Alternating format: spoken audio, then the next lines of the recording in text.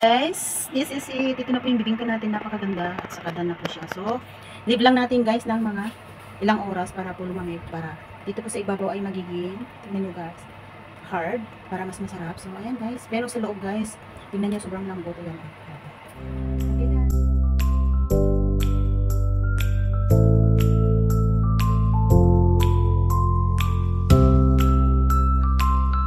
Hi guys. Good morning, good afternoon, good evening. Welcome to my channel, Hailey's channel, guys. Ang luluto natin today, or video natin for today, ay gagawa po tayo ng bibingka kasi malapit na po ang New Year. So, magpre-prepare tayo ng mga handa natin. Handa ko lang guys kasi ako mag-isa. And bibingka lang guys, ang gagamitin ko ay, ito po yung mga sangkap ko. Tingnan nyo guys to. Ayan. Bali, quick bake lang po to guys kasi guys, bali si amo. So, ito, coconut, tatlong coconut lang po guys to ha. Pagkain lang at saka, wala po akong gatas na malabnaw. So, gagamitin ko to bali. Dalawang klase po yung bibingka natin. Purple at saka white. Mix. And sugar. And glutinous. Isang ano lang po to guys ha. Bali, 600 grams lang po yan. So, hatiin natin to. Yung isa ay plain. At yung isa ay lagyan natin ng flavor na ube. So, ayan guys. So, umpisa na natin guys na mag-mix. Bali, kalkulado lang channel. So, ito yung gagawin natin bibingka today. Bali po to guys, 600 grams. Ayan. Hahatiin po natin. I-mix natin. Yung kalahating ulit, plain lang po yung gagawin natin kasi susubukan ko lang guys na ubi flavor yung kalahati at saka, so, kalkulado po lahat yun guys. Ayan, ayan. Okay, so, wala rin tayong mga sangkap. I mean, yung mga gagamitin kasi nasa kabilang bahay, yung mga gamit na namin kasi lilipat kami. So, ito guys, yung kalahati. So, lalagyan na natin ng, ito yung gagamitin kong gatas. Ayan, ube. So, ilalagay na natin. Wala rin kaming pangbukas. Ayan. So guys, nailagay na natin po yung milk. Maglalagay na po tayo ng coconut. So ayan. Dapat pala minimix to. Kasi, alam mo guys, maginaw kasi dito. Kaya ayan, yung coconut milk natin, parang natutulog. Okay, gagamitin natin to yung pinangkutsara natin ng milk. Okay. Oh my God, sobrang tulog.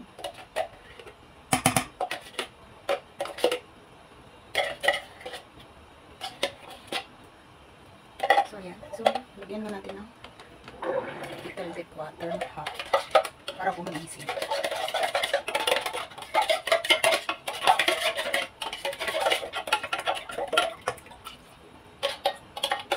Okay.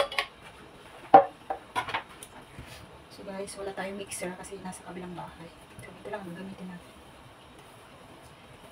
Pero, bago natin isasalang, titignan natin kung matamis kasi hindi pwede yung matamis na matamis. So, maybe magdagdag pa tayo ng kalahating coconut milk, guys. Yan, guys, magdadagdag tayo ulit ng konting sugar. Kasi matamis na po yung gatas, guys, kaya konti lang yung ilalagay natin. And, try natin mag-add muna ng isang coconut. Kaya kinukulog natin, guys, kasi natutulog. O, yan, guys, oh. Yung kinulog natin, sobrang gising. Yan. Yummy. Okay na siya. So, mix lang natin guys. Para matanggal. Saka yung mga buo-buo ay maging malapot. Sobrang sarap. Sobrang ano. Sarap ng amoy guys. Promise. So guys, ito na po. Well, almost done guys. So, kailangan po yan na mix lang natin.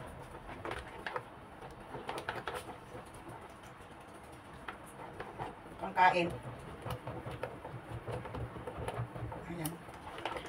Pwede rin pong salaan guys. Pero wala nga kaming gamit. Nasa kabilang bahay. Bali, ay hatid ko na kasi sa kabilang bahay. So, ayan, actually, okay naman na siya. So, hindi na po, wala na po yung mga bilog-bilog. So, pwede na natin bali, mag-leave po tayo guys ng 10 minutes bago natin ilagay dito.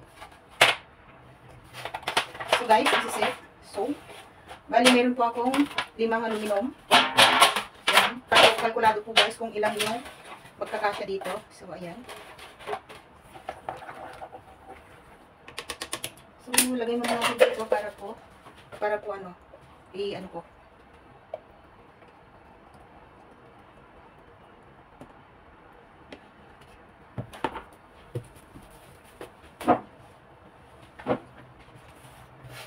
Para po guys, mas madali yung paglalagay natin, nilagay ko dito sa my cup. Pasensya na, walang gamit. Nasa taas. So, ayan guys.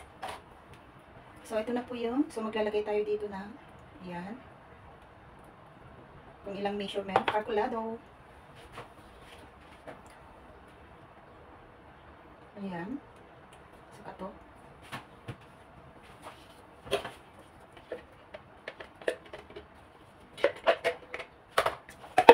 Guys, parang hindi na kailangan yun doon sa amin. Hindi ko na need yun. So, ito na lang gagamitin ako.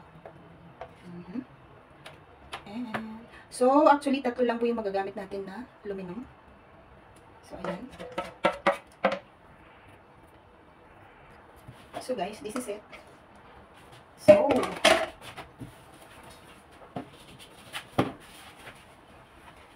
punasan natin. Kasi guys, tapos i-steam natin ito na 10 minutes. So guys, dito po natin i-steam guys yung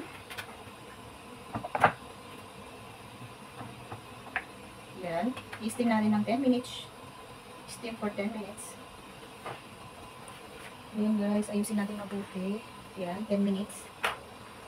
After 10 minutes, lagay din natin yung plain na hahaluin natin mamaya. So, bago natin ilalagay sa oven.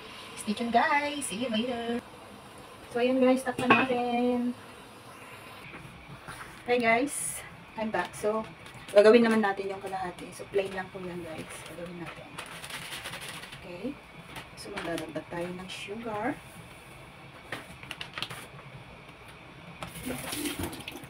And, additional, isang latang coconut milk.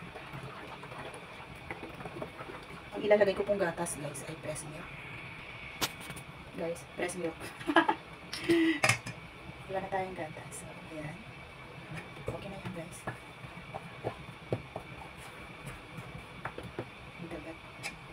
That's it. Actually guys, mas masarap pa sana kung may mga ingredients natin, yung mga sangkap natin, mga vanilla, ganun, pero wala. Actually plain lang po kasi yung gusto ko, saka kulang ko yung meron, kaya ayan. Ayan. Oh, hindi tulog. So, mix natin ulit guys.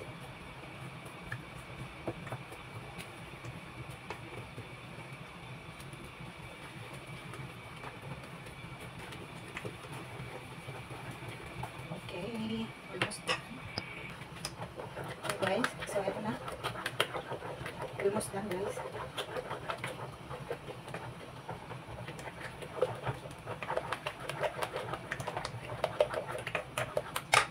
So, pwede na natin ilagay. Guys, check natin ha. Check natin kung okay na po yung ni-steam natin. So, yan.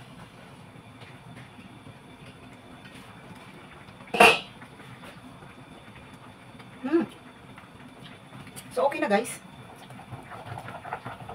Pwede na natin idagdag to.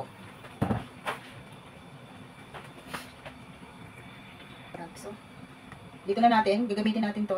Huwag na natin ilalagay sa, pero dahan-dahan lang guys yung paglalagay natin para po hindi po mabutas.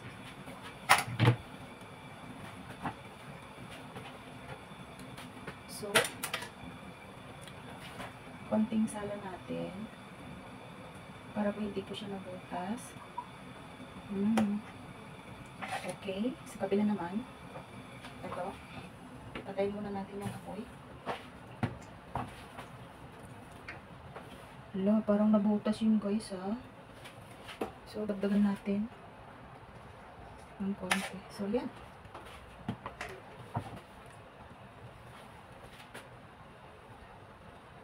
So, ayan na. Takpan na natin guys. Lutuin ulit natin ng 5 minutes lang yan guys. Para po makapaglagay po tayo ng toppings. So, gagawa naman tayo ng toppings ngayon.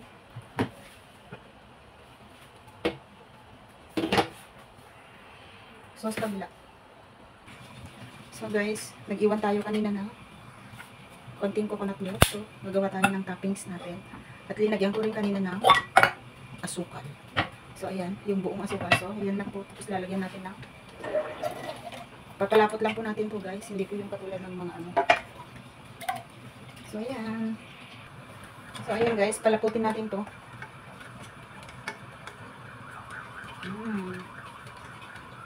para po maging masarap.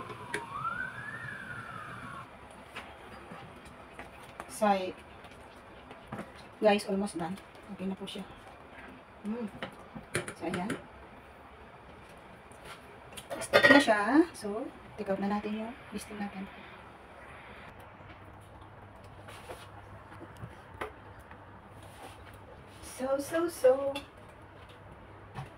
So guys, ito na po yung ano, wala kasi tayong measurements sa kanya, kaya yung steamer natin hindi rin maganda. Pero, it works. So ito, time to bake guys. So maglalagay tayo ng sa ibabaw ng toppings. Simple toppings. Kasi kung atihan pa natin, hindi masarap. Kaya yung mga simpleng ulam, simpleng pagkain, I should say, yun yung masarap. Diba? So ito na po yung listing natin. Maglalagay na tayo ng toppings guys. Ayan. Konting toppings. Ayan. Ayan.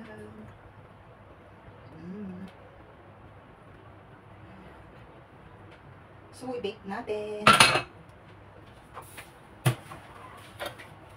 Bali po, guys, itong nilagay natin dito na hindi po masyadong sticky ay magi-sticky po siya mamaya kasi i-oven natin ng mga 20 minutes. Ayan. So, lagay na natin sa oven. So, ayan guys. Diba? Yummy! Okay guys, ito na po yung bibake natin. So, bibake natin guys na 20 minutes. Yan.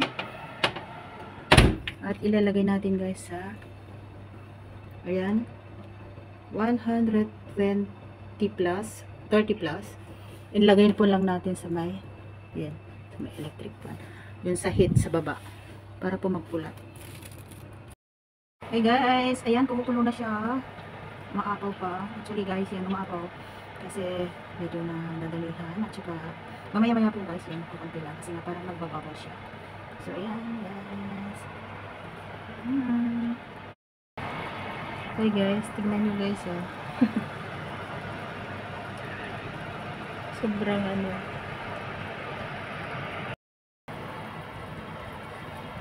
Grabe, sobrang sarap. Look out guys, tignan nyo oh. Yung ibabaw, nagiging golden color na. Thank you guys for watching. So, malapit na po.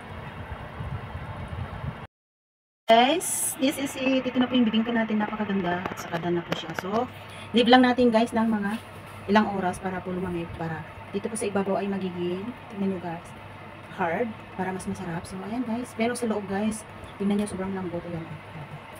Okay guys, thank you for watching and please don't forget to likes and subscribe below para po guys makita nyo lahat or mapapanood nyo lahat ng mga ginagawa ko at mga linuluto kong simple pero sobrang sarap. Hailey's channel guys, thank you guys for watching and happy new year. Love you all!